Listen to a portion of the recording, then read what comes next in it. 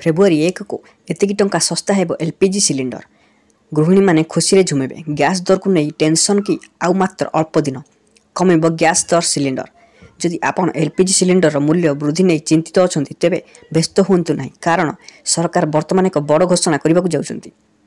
विश्वास करा जाए जे सरकार पुणी थे एलपीजी सिलिंडर मूल्य ह्रास देखते, जहाद्वारा बहुत संख्यक लोक उपकृत हेबे। एलपीजी सिलिंडर मूल्य यथेष्ट ह्रास कर जहाँ साधारण लोकों पकेट बजेट उन्नति आनिब। केतेक रिपोर्ट अनुଯାयी गैस सिलिंडर मूल्य 100 टंका ह्रास पाइपारे, जहाँ लाभ बहुत संख्यक लोक देखिए। आपण निश्चित भाव बहुत एलपीजी सिलिंडर मूल्य केबे ह्रास पाइब।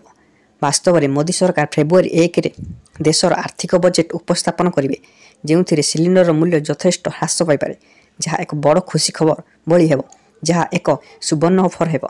मूल्य ह्रास हेबार संभावना संपर्क सरकार एपर्यंत किछि कहि नांती, किंतु मीडिया रिपोर्ट रे यह दाबी करा जायछि। आसला परवर्ती खबर।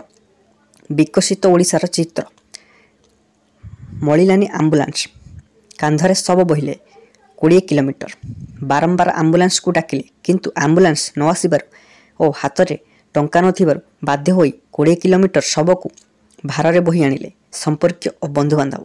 एभली घटना देखा मिली नवरंगपुर जिला नंदाहांडी ब्लॉक फुपुगाँ ग्राम में।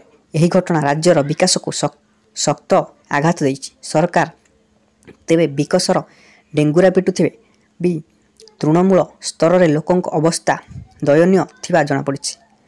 होइथिबारु करुणा अमान्यमंत तांको बापा घरु पुणी गुड़ा को जाइथिले। सेठारे राति रे तांकर देहांत होइतिला। तेबे सेठारे अनेक कसरत परे मध्य सरकारी गाड़ी कि कौनसी सरकारी सहाय सुविधा न मिलिथिला।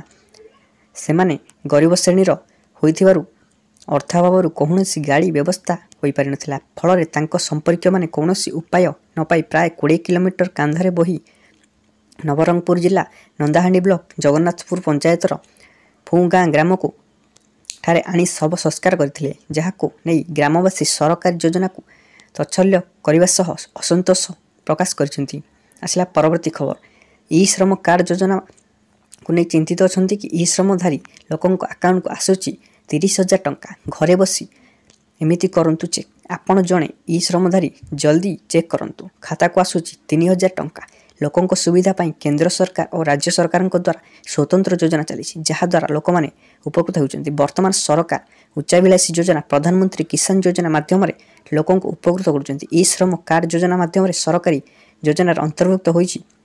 जदि आपण ई श्रम योजना लाभ उपयोगी करुछंती तेबे एही खबर आपनक पई विशेष लाभदायक होई पारे। एही योजना अधीन सरकार रक्षणाबेक्षण भत्ता प्रदान करछंती।